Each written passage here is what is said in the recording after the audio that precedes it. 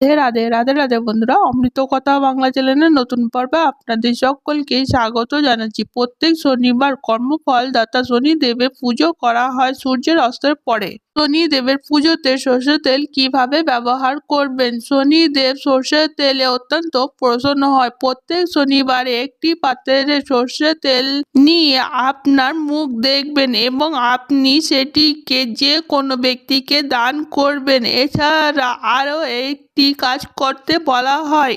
People গাছে শনিদেব বাস করে। শুধু শনিদেব কেন, হিন্দু ধর্মের সকল দেবী দেবতারা পিপল গাছে অর্থাৎ অশ্বত্থ গাছে বসবাস করে। আবার পিতৃপুরুষরা অশ্বত্থ গাছে বসবাস করে।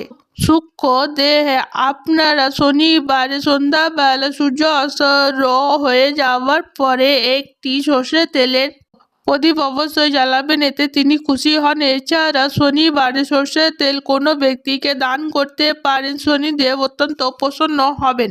এভাবে ব্যবহার করলে সর্ষের তেল দিয়ে শনিদেবের দোষ কাটানো যায়।